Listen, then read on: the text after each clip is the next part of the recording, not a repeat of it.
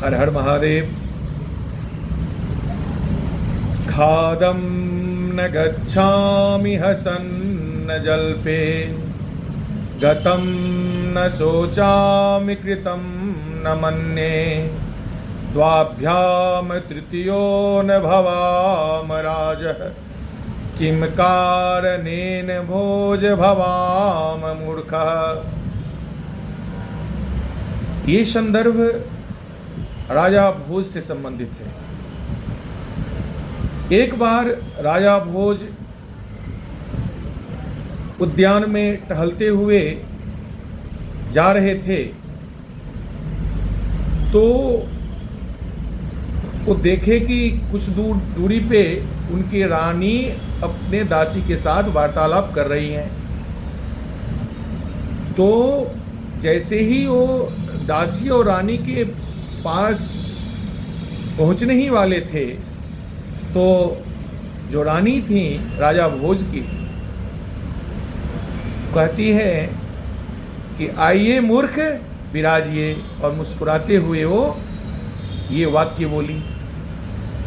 अब राजा भोज ये सुनकर के असहज भी हुए और थोड़ा अचंभित भी हुए, और ये मन में विचार करने लगे कि रानी तो हमारे साथ इतनों दिनों से है, लेकिन कभी इस तरह का वाक्य हमारे लिए प्रयोग नहीं की। कुछ तो कारण होगा आज जो इस तरह से हमको मूर्ख शब्द कह के संबोधित किए हैं, तो कुछ तो होगा। विद्वान का ये लक्षण होता है, जब तक वो वास्तविकता नहीं जान लेते तब तक किसी पे अनावश्यक क्रोध नहीं करते। तो राजा भोज वहाँ से सर झुका करके निकल गए। वहाँ से तो निकल गए, रानी भी मुस्कुराने लगी। और जैसे ही राजा भोज अपने महल में गए तो ये बात उनको हमेशा परेशान करता था कि आखिर रानी आज हमारे लिए ऐसा शब्द क्यों बोली, क्या कारण है? कुछ तो कारण होगा। तो रात भर राजा भोज को नींद नहीं आया और वो करवट बदलते रहे, लेकिन नींद नहीं आया।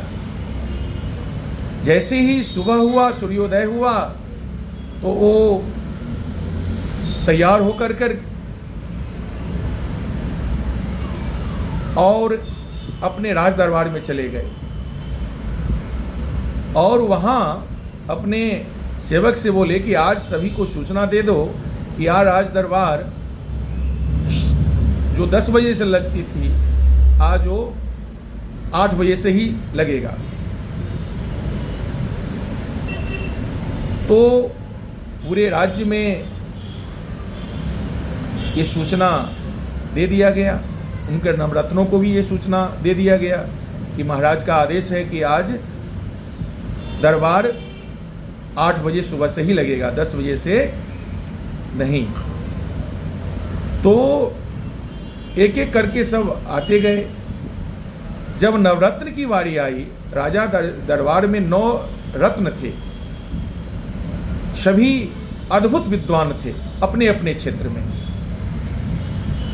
तो जैसे ही एक एक नवरत्न का आगमन होता था तो राजा भोज यही कहते थे उनसे कि आइए मूर्ख विराजिए।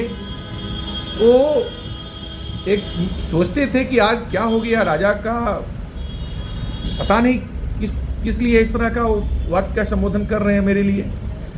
रोज आदर सहित बैठाते थे, प्रणाम करते थे, बहुत आदर भाव से बैठाते थे, लेकिन आज पता नहीं राजा भोज का क्या हो गया जो आज आते ही हमें कहते हैं आइए मूर्ख विराजिए। ये कोई बात हुई? वो बैठ जाते थे, क्योंकि राजा का जो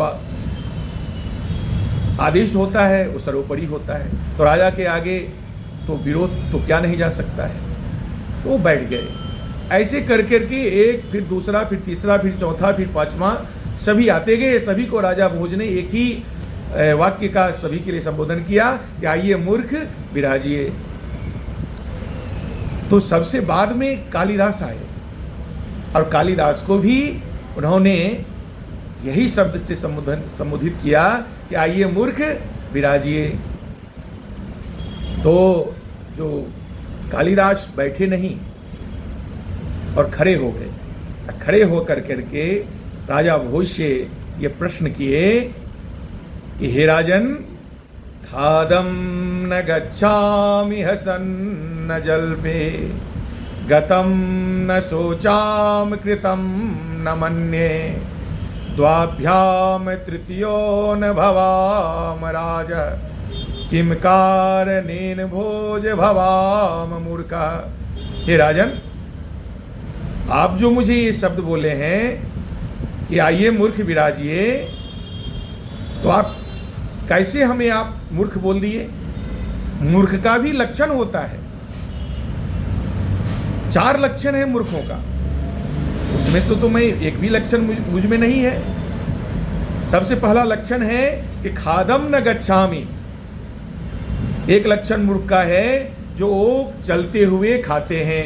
अगर चलते हुए खाएंगे तो कहीं गिर भी सकते हैं, उनको भारी चोट भी लग सकता है, इसलिए ऐसा मूर्ख लोग करते हैं और ज्ञानी लोग ऐसा नहीं करते।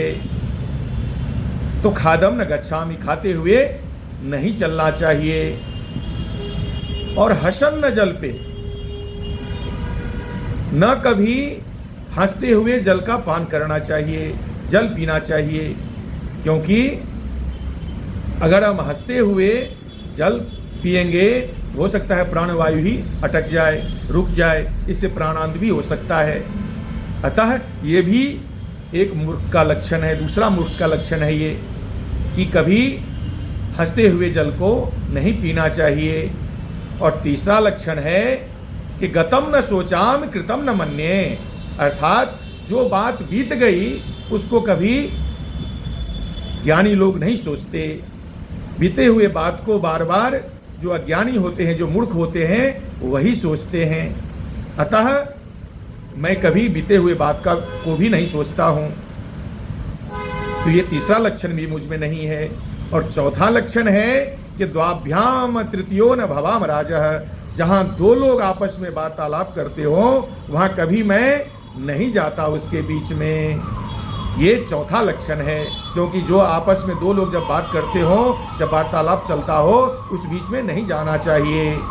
तो राजा भोज को ये ज्ञान हो गया कि जो हमको रानी बोली कि आइए मूर्ख विराजिए, वो उस समय वो सही बोली हमें, क्योंकि रानी और दासी आपस में बात कर रही थी, मैं ही बीच में जा रहा था, उसके बीच समीप मैं ही जा रहा था। तो ये मेरे लिए कहीं न कहीं ये अज्ञानता हमसे हुआ।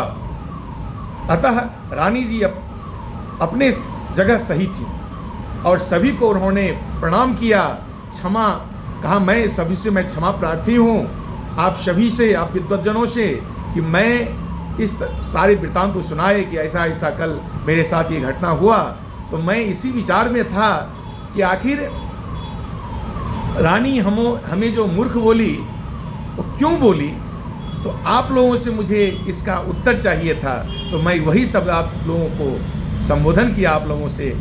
अतः हमें आप लोग क्षमा करें, मैं क्षमा प्रार्थी हूँ।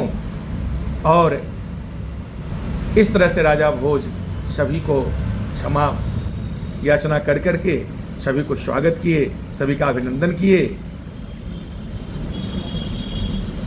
बोलिए हर हर महादेव।